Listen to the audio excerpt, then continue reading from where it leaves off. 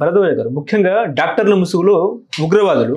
ఇప్పుడు ఇందాక మీరు అన్నట్టు ముఖ్యంగా ఏంటంటే యూనివర్సిటీలో విద్యార్థులు వైద్య విద్యను అభ్యసిస్తారు, ఇప్పుడు ఉగ్రవాదాన్ని చెలాయిస్తున్నారు. కాబట్టి నేను ఏమంటానంటే భారత్పై టెర్రర్ అటాక్లోనూ ఉమెన్ మాడ్యూల్ ఉండాలనుకుంటుందా అనేది కూడా చర్చ.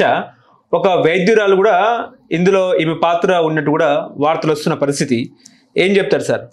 అంటే ఈ కొత్త మాడ్యూల్స్లో ఉగ్రవాదం సర్క్యులేషన్లోకి వచ్చేస్తుంది అనేది ఎస్టాబ్లిష్ చేయదలుచుకున్నటువంటి ఒక వాస్తవం. అంటే ఎందుకు ఉండవు అని అడుగుతున్నాను నేను.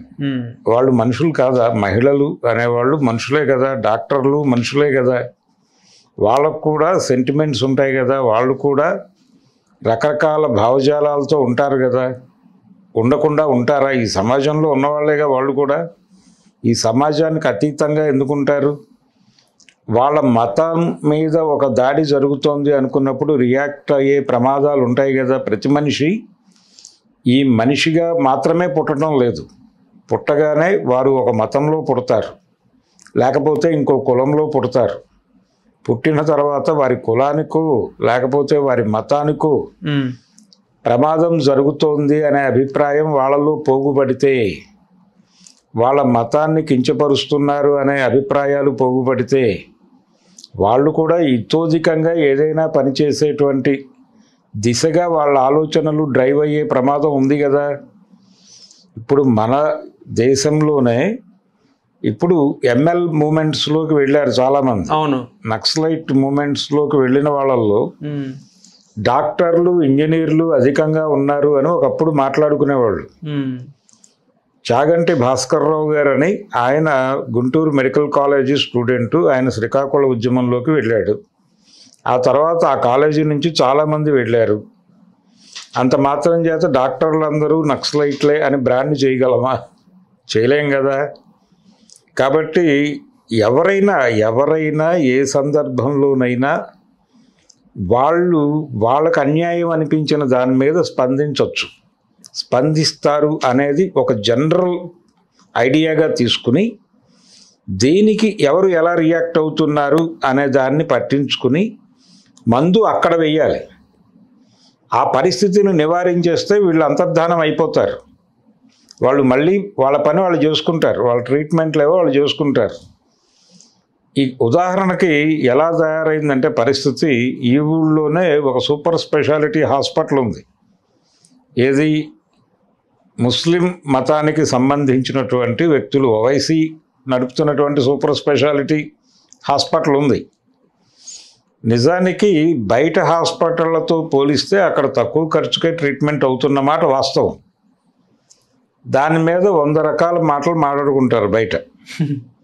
ఆయన పొలిటికల్గా ఏమిటి, ఆయన పొలిటికల్ స్టాండ్స్తో జనాలను ఎలా ఇబ్బంది పెడతాడు అనేది వేరే గొడవ. ఆయన పొలిటికల్ స్టాండ్ వలన చాలా సందర్భాల్లో ఇబ్బందికర పరిస్థితులు మాత్రమే కాదు, కొన్ని దారుణాలు సంభవించాయి కూడా. ఆయన పొలిటికల్ స్టాండ్స్తో నాకు కూడా చాలా విభేదం ఉంది.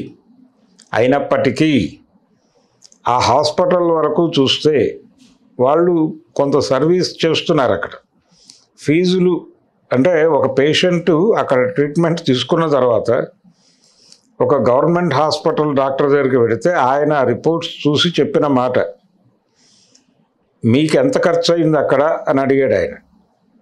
వాళ్ళు ఏదో చెప్పారు 1,50,000 2 లక్షలు ఖర్చు అయింది అని.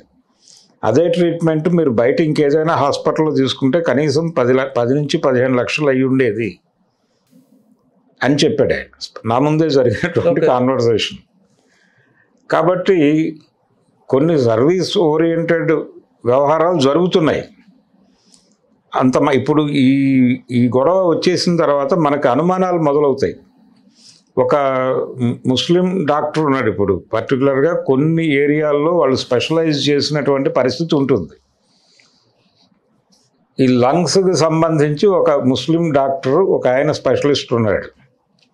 ఆయన దగ్గరికి వెళ్ళాలి ట్రీట్మెంట్ కంటే కొంచెం కంగారు పడతారుగా. ఇప్పుడు ఈ వార్తలు సర్క్యులేట్ అయిపోయిన తర్వాత ఆయన అది కాకపోవచ్చు, ఆయనకు ఆ సంబంధాలు ఉండకపోవచ్చు, కానీ ఉన్నాయేమో అనే భ్రమ కలుగుతుందిగా మనకి. ఈ భయాల్ని కలిగించటం అనేది ఇబ్బంది. మాడ్యూల్స్ మారే, నేను మారలేదు అంటలేదు, మహిళల్ని కూడా వాడుతున్నారు. వాళ్ళు కూడా ఆ మతంలో ఉన్నవాళ్లే కదా. ఉమ్. ఆ మతం తాలూకా సఫరింగ్, ఆ మతానికి ఉన్నటువంటి ఇబ్బంది, అది వాళ్ళ మనసుల్లో కూడా కొన్ని అభిప్రాయాలను కలిగించే అవకాశం ఉంది కదా. అసలు అలాంటి అభిప్రాయాలు కలిగించే వాతావరణాన్ని రద్దు చేయడానికి ఏం చేయాలో అది ఆలోచించండి. అది ఆలోచించకుండా ఈ మాడ్యూల్స్గా తయారైపోతున్నారనే పేరుతో నిఘా పెంచకండి. బురఖా వేసుకున్న ప్రతి అమ్మాయిని మేము టెర్రరిస్ట్గా చూస్తాము, బొట్టు పెట్టుకొని ప్రతి అమ్మాయిని మేము టెర్రరిస్ట్గా చూస్తాము అంటే చాలా ప్రమాదం అయిపోతుంది. అంటే ఈ బొట్టు అనేది రెండు మతాల వాళ్ళు వాడరు. క్రిస్టియన్లు, ముస్లిం. బొట్టు పెట్టుకోవటము అనేది, బొట్టు పెట్టుకుని వాళ్ళు ఉగ్రవాద చర్యలకు పాల్పడవచ్చు కదా. అదొక వ్యూహంగా తీసుకుని ఏదైనా జరగచ్చు. బ్రాహ్మడిగా ఒక ముస్లిం కనిపించి ఉగ్రవాదిగా వ్యవహరించటము అనే కాన్సెప్ట్తో ఒక సినిమా తీసి చూపించాగా మనం ప్రపంచానికి. ఆజాద్ అనేటువంటి నాగార్జున పేరుతో సినిమా వచ్చిందిగా. అందులో రఘువరన్ క్యారెక్టర్ అదే కదా. ఆయన హిందూ మత సంరక్షకుడిగా కనిపిస్తూ ఉంటాడు, ఇంట్లోకి వెళ్ళి నమాజ్ చేస్తూ ఉంటాడు. ఆ సన్నివేశాలని చూసి జీర్ణం చేసుకుని ఉన్నాం కదా. అందుకని ఇవన్నీ కూడా ఏంటంటే పర్టికులర్గా ఒక కమ్యూనిటీని టార్గెట్ చేసి సర్క్యులేట్ చేస్తున్న వార్తలు. ఇవి ప్రమాదము. ఇలాంటివి చెప్పకండి పిల్లలకి. పిల్లలు చాలా సెన్సిటివ్గా రియాక్ట్ అయిపోయి వాళ్ళ ఫ్రెండ్, వాడు క్లాస్మేట్ ఎవడో ఉంటాడు. ఇప్పుడు ఈ ఆముదం తాలూకా వార్త ఎవడైనా ఒక పిల్లోడు చూశాడండి, 5వ తరగతి పిల్లోడు. ఓకే. చూసి వాడి ఫ్రెండ్ ఎవడో వీళ్ళు ఆడుకునే ప్లే గ్రౌండ్ పక్కన ఒక ముస్లిం ఇంటికి వెళ్తూ ఉంటాడు. వాడు సాయంత్రం పూట వెళ్ళి కాసేపు అక్కడ రిలాక్స్ అయ్యి ఏదో తాగుతాడు. వాళ్ళ మదర్ ఏదో మంచినీళ్ళు ఇస్తుంది వీళ్ళకి. ఈ వార్త కన్జ్యూమ్ చేసిన పిల్లోడికి అక్కడ మంచినీళ్ళు తాగాలంటే టెన్షన్ మొదలవుతుంది కదా. నేను చచ్చిపోతానేమో ఈ నీళ్ళు తాగిన మరుక్షణం అనుకునే అవకాశం ఉంది కదా. అలాంటి కల్పనలు చేసేటప్పుడు కొంచెం సెన్సిటివ్గా ఆలోచించండి. ఇదంతా సమాజంలో కలగలిసిపోయి బతుకుతున్నాం మనం.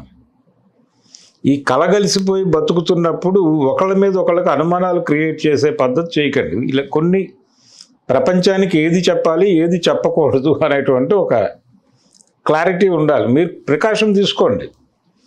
మీరు ముస్లిమ్స్ కమ్యూనిటీ ఆ ఇళ్ల మీద నిఘా పెట్టుకోండి, సర్వేలెన్స్ పెట్టుకోండి. 24 hours వాళ్ళ ఇళ్లలో ప్రతి గదికి మీరే ఖర్చు పెట్టి సీసీ కెమెరాలు పెట్టి మీరందరూ మా అబ్జర్వేషన్లో ఉన్నారని చెప్పండి, నో ప్రాబ్లం. కానీ ఇది ప్రపంచం మొత్తానికి తెలిసి చేయాల్సినటువంటి అవసరం లేదు.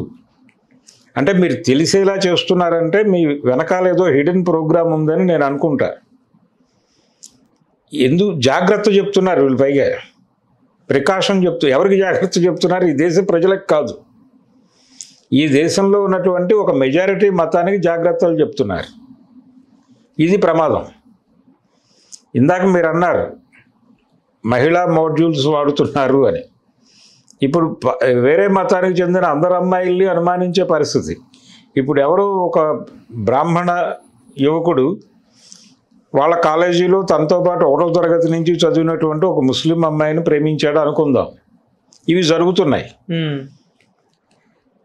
వాడు తీసుకొచ్చే అమ్మాయిని, నేను ఈ అమ్మాయిని పెళ్లి చేసుకోవాలనుకుంటున్నాను, మేమిద్దరం 1వ తరగతి నుంచి కలిసి చదువుకున్నామని చెప్పగానే టీవీ న్యూస్ విపరీతంగా కన్జ్యూమ్ చేసేసినటువంటి అతని మదర్ ఎలా చూస్తుంది ఆ అమ్మాయిని? ఆ అమ్మాయిలో ఇమ్మీడియట్గా ఒక టెర్రరిస్ట్ గోచరం అవుతుంది కదా. అందుకని ఇలాంటివి ఏదో ఒక ఇన్సిడెంట్ ఖచ్చితంగా ఉంటారు, ఉండరని నేను అంటలేదు. ఎందుకంటే వాళ్ళు కూడా హ్యూమన్ బీయింగ్స్ అయ్యి వాళ్ళల్లో కూడా స్పందనలు ఉండును, వాళ్ళల్లో కూడా చిరాకు ఉండును, కోపం ఉండును. టార్గెట్ చేసినప్పుడు రియాక్ట్ అవటం అనేది మనిషి లక్షణం. ఆ టార్గెట్ చేసే ప్రోగ్రామ్ని మానేస్తే వాళ్ళందరూ మామూలుగానే బతికేస్తారు. వాళ్ళల్లో ప్రేమ భావాన్ని పెంపొందింపజేయడానికి ఏం చేయాలనేది ఆలోచించాలి. కానీ టార్గెట్ చేసి ప్రచారం చేయటం వలన మరింత వినాశనం మాత్రమే జరుగుతుంది.